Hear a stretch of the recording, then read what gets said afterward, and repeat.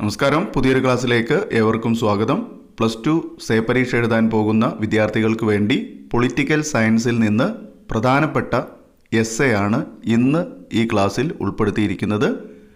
ഇത് +2 തുല്യതാ പഠിതാക്കൾക്കും അവരുടെ പരീക്ഷയ്ക്കും ഉറപ്പായിട്ടും വരുന്ന ഒരു ചോദ്യമാണ്. തീർച്ചയായിട്ടും എല്ലാവരും വീഡിയോ മുഴുവനായിട്ടും കാണുകയും എഴുതിയെടുത്ത് പഠിക്കുകയും ചെയ്യുക. ഈ എസ്സേ നിങ്ങൾ എഴുതാൻ പോകുന്ന ക്വസ്റ്റ്യൻ പേപ്പറിൽ ഉറപ്പായിട്ടും ഉണ്ടാകും. ചാപ്റ്റർ വരുന്നത് ഒന്നാമത്തേതാണ്, രാഷ്ട്ര നിർമ്മാണത്തിലെ വെല്ലുവിളികൾ. ഈ ചാപ്റ്ററിലെ ഏറ്റവും ആദ്യത്തേതായിട്ടുള്ളൊരു ചോദ്യം തന്നെയാണ് വിഭജന പ്രക്രിയ നേരിട്ട പ്രതിസന്ധികളും അതിൻ്റെ പ്രത്യാഘാതങ്ങളും. വിഭജന പ്രക്രിയ, ഇന്ത്യ സ്വാതന്ത്ര്യം നേടിയതിന് ശേഷമുള്ള ആ ഒരു വിഭജനം, ഇന്ത്യയും പാകിസ്ഥാനുമായിട്ടുള്ള വിഭജനം, അതുമായി ബന്ധപ്പെട്ട ഒരു ചോദ്യമാണിത്. വളരെ പ്രധാനപ്പെട്ടതാണ്. ചോദ്യം വരുന്നത് വിഭജന പ്രക്രിയ നേരിട്ട പ്രതിസന്ധികൾ എന്തെല്ലാം, വിഭജനത്തിൻ്റെ പ്രത്യാഘാതങ്ങൾ എന്തെല്ലാം എന്നാണ്. ഒരു എസ്സേ ചോദ്യം വന്നാൽ അതെങ്ങനെയാണ് കൃത്യമായിട്ട് പോയിൻ്റ് ഔട്ട് ചെയ്യേണ്ടതെന്നുള്ളത് നമ്മൾ മുൻപ് പറഞ്ഞിട്ടുണ്ട്. അതായത് ചോദ്യത്തെ ഹെഡിങ് ആയിട്ട് മാറ്റുകയും ചെറിയൊരു വിവരണത്തോടു കൂടി നമ്മൾ എസ്സേ ആരംഭിക്കുകയും ചെയ്യുക. നമുക്കിവിടെ വരുന്ന ചോദ്യം ഒരിക്കൽ കൂടി പറയാം. വിഭജന പ്രക്രിയ നേരിട്ട പ്രതിസന്ധികൾ എന്തെല്ലാമാണ്, വിഭജനത്തിൻ്റെ പ്രത്യാഘാതങ്ങൾ എന്തെല്ലാമാണ്. അപ്പോൾ നമ്മളിതിന് ഹെഡിങ് കൊടുക്കുന്നത് എങ്ങനെയാണ്? വിഭജന പ്രക്രിയ നേരിട്ട പ്രതിസന്ധികളും പ്രത്യാഘാതങ്ങളും എന്നാണ് ഹെഡിങ് കൊടുക്കേണ്ടത്. അതിനുശേഷം അണ്ടർലൈൻ ചെയ്ത് നമ്മൾ വിവരിക്കുകയാണ്. ഇന്ത്യയെ 2 രാജ്യങ്ങളായി വിഭജിക്കാനുള്ള തീരുമാനം തികച്ചും വേദനാജനകമായിരുന്നു. മുസ്ലിം ലീഗിൻ്റെ ദ്വിരാഷ്ട്ര സിദ്ധാന്തം മുസ്ലിങ്ങൾക്ക് ഒരു പ്രത്യേക രാഷ്ട്രം സ്ഥാപിക്കണമെന്ന് ആവശ്യപ്പെട്ടു. ഇന്ത്യയെ 2 രാജ്യങ്ങളായി വിഭജിക്കാനുള്ള തീരുമാനം തികച്ചും വേദനാജനകമായിരുന്നു.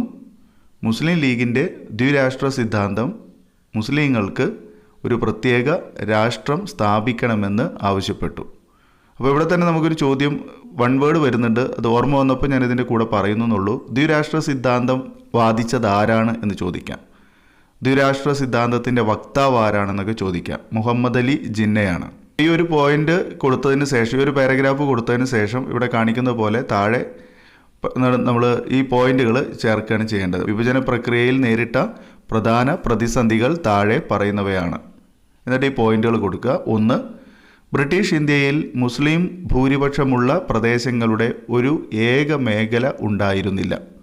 ബ്രിട്ടീഷ് ഇന്ത്യയിൽ മുസ്ലിം ഭൂരിപക്ഷമുള്ള പ്രദേശങ്ങളുടെ ഒരു ഏക മേഖല ഉണ്ടായിരുന്നില്ല. അതായത് മുസ്ലിം ഭൂരിപക്ഷം മാത്രമായിട്ടുള്ള ഒരു പ്രദേശം ഉണ്ടായിരുന്നില്ല എന്നാണ് ഉദ്ദേശിക്കുന്നത്.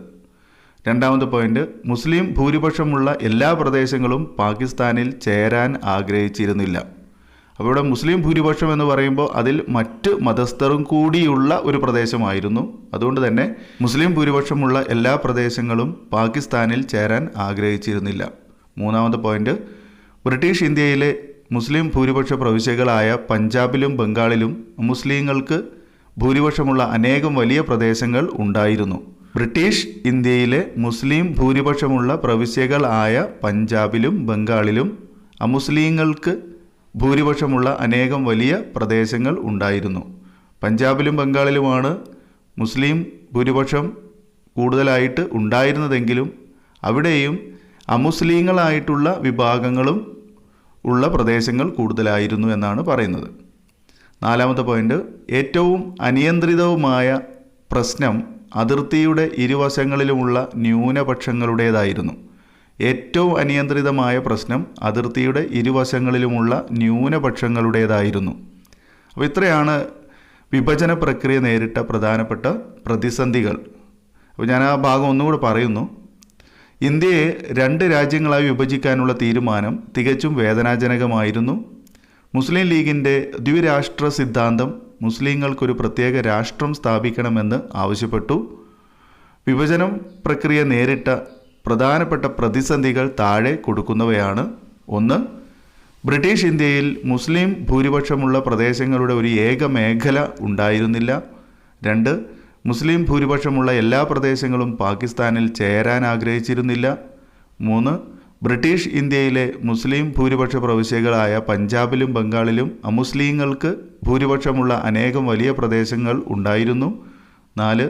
ഏറ്റവും അനിയന്ത്രിതമായ പ്രശ്നം അതിർത്തിയുടെ ഇരുവശങ്ങളിലുമുള്ള ന്യൂനപക്ഷങ്ങളുടേതായിരുന്നു. അപ്പോൾ ഇവിടെ ഉണ്ടായിട്ടുള്ള വിഭജന പ്രക്രിയയ്ക്ക് ശേഷമുണ്ടായ പ്രത്യാഘാതങ്ങൾ എന്തെല്ലാമാണ്, അതാണ് നമ്മൾ അടുത്ത പോയിൻ്റായിട്ട് കൊടുക്കുന്നത്.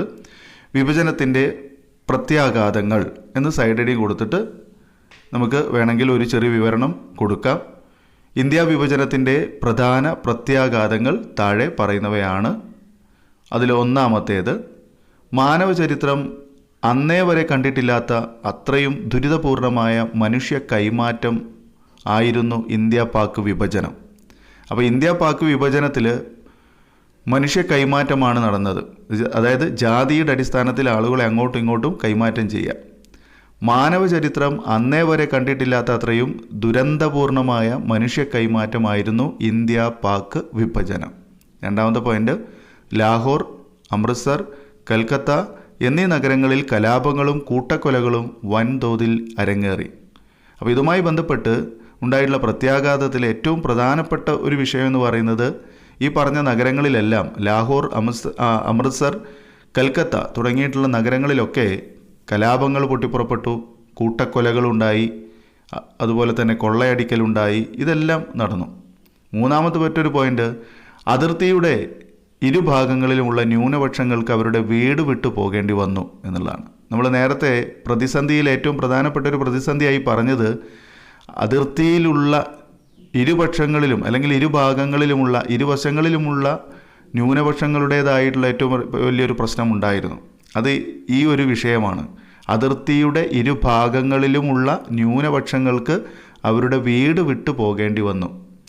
നാലാമത്തെ ഏറ്റവും ലജ്ജിക്കേണ്ടതായിട്ടുള്ളൊരു പ്രശ്നമാണ്, ഒരു പ്രത്യാഘാതമാണ്, വിഭജനത്തിന് ഏറ്റവും ക്രൂരമായ ഇരകൾ സ്ത്രീകളും കുട്ടികളുമായിരുന്നു. അനേകം സ്ത്രീകൾ മാനഭംഗത്തിനിരയായി. ഇതാണ് ഏറ്റവും പ്രധാനപ്പെട്ട ഒരു പ്രത്യാഘാതം. വിഭജനത്തിന് ഏറ്റവും ക്രൂരമായ ഇരകൾ സ്ത്രീകളും കുട്ടികളുമായിരുന്നു.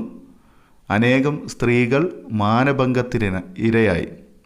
അഞ്ചാമത്തെ പോയിന്റ്, കുടുംബത്തിൻ്റെ മാനം കാക്കുന്നതിനായി കുടുംബാംഗങ്ങൾ തന്നെ സ്ത്രീകളെ വധിക്കുകയുണ്ടായി.